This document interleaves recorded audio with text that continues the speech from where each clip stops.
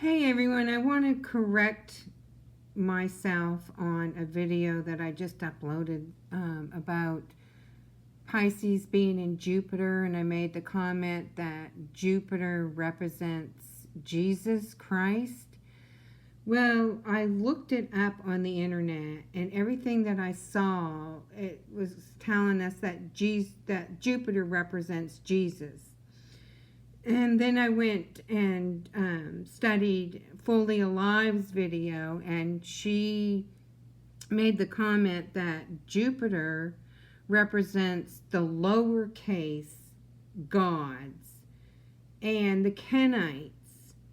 So her and I talked back and forth, and she sent a video for me to listen to, and a lot of us was led to believe that Jupiter does represent the Kenites. So instead of going to Father's Word like I should have, and I repent for not doing that, I,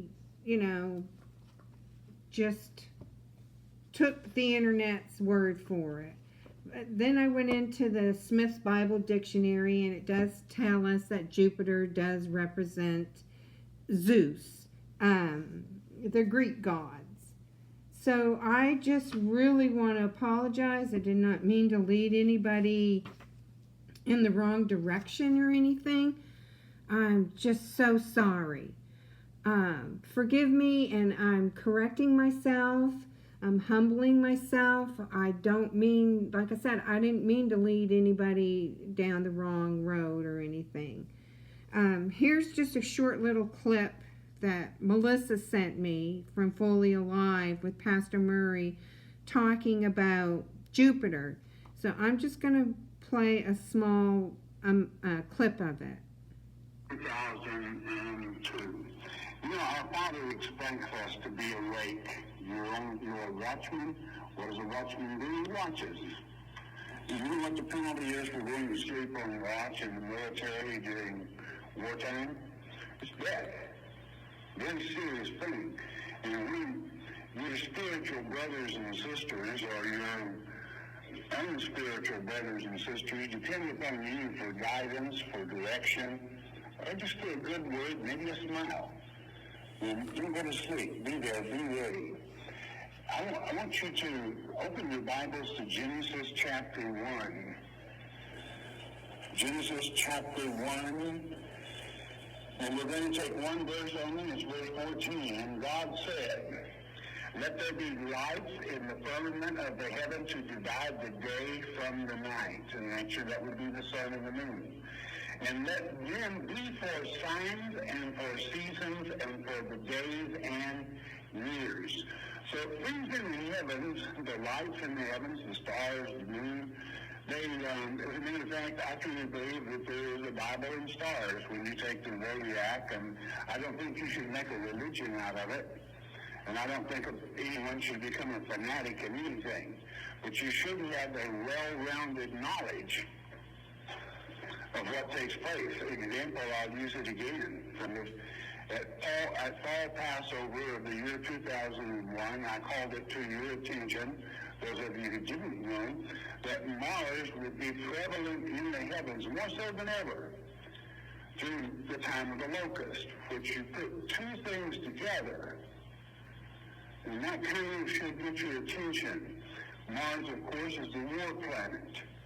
And when we came near the end of the time of the locust, we were in war. It was a very unusual war. It is a very unusual war, for it continues.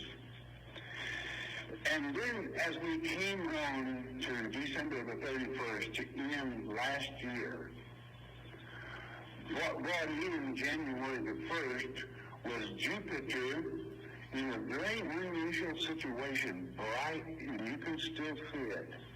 It's fantastic. It's exceptional. So I think we need to refresh ourselves just a little bit as to what Jupiter means, Jupiter or Jove, or if you're a Greek scholar, you would say Zeus. For Zeus is the Greek name for Jupiter. Zeus is supposedly the Greek equivalent of the Roman Jupiter. So let's take what happened to bring yourself up to current events. Jupiter comes to opposition after midnight on the American night of December the 31st and January the 1st, 2002. But it actually nearest the Earth the previous night. The planet's magnitude as the year ends is 2.7. Just a bit dimmer than in the last few brightest oppositions.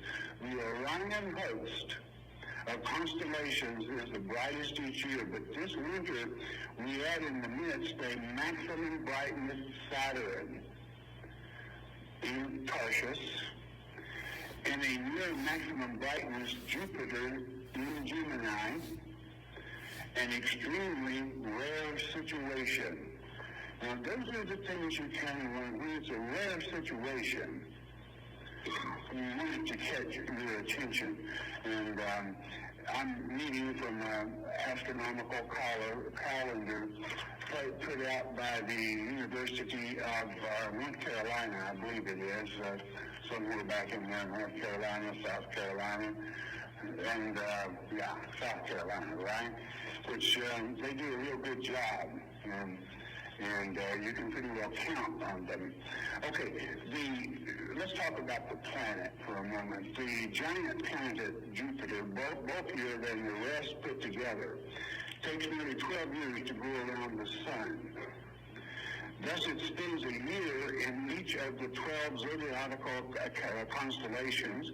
Roughly, since the constellations are of unequal width, each year finds it a bit more than 30 degrees on around the circle, and so the Earth takes another month or more to catch up and pass it. In other words, its oppositions advance from January to February and so on, sometimes skipping a month until there comes a year without opposition. This is such a year, barely. The last opposition was the year 2000, November the 28th. The next will be 2002, and again on January the 1st. That's kind of unusual. Well, the 4 months centered on each opposition, the planet appears to swirl backward and re-overtake it, the Earth, that is to say. Thus, this year sees the parts of 2 such retrograde loops at the beginning of the year. Just the end of 2000, November 28th, centered retrogression, and at the end, almost half of the 2002, January the 1st, which was the first of this year. And this is important. This is why I brought you here. Listen closely. The formula of these 2 movements takes place against the background of Taurus. In January, as Jupiter pauses, almost motionless, in the space between the nearby star clusters of Hyades and Pleiades. Hyades is the rain, and this is mythology, okay? But that's what is written as far as meaning is concerned, that God uses in signs, even though it is mythology. It is still much brighter than any star or than any planet except Venus, which is more than halfway down from it toward the setting sun. Saturn, we're getting into mythology. Saturn is the planet of Satan, okay? Jupiter is his son. What is Satan's son? Who was God's son? God's son was Jesus. Satan's son is Zeus. I'm breaking from biblical to mythology. But that is the meaning, nevertheless, okay? So who is Satan's son? The Antichrist, of course. Or there is that possibility that it could signify that. That and $2 will get you a cup of coffee anywhere, but stay awake. Okay, so that was just a short clip, and if you guys want, you can, I can upload it. It's current events of 2002. And again, I want to apologize. I'm very sorry. I feel horrible about thinking that Jupiter was represented by Jesus Christ. So I guess that's what you get when you don't dig deeper into Father's Word. Okay, forgive me, and I love you all. Have a great day. Bye.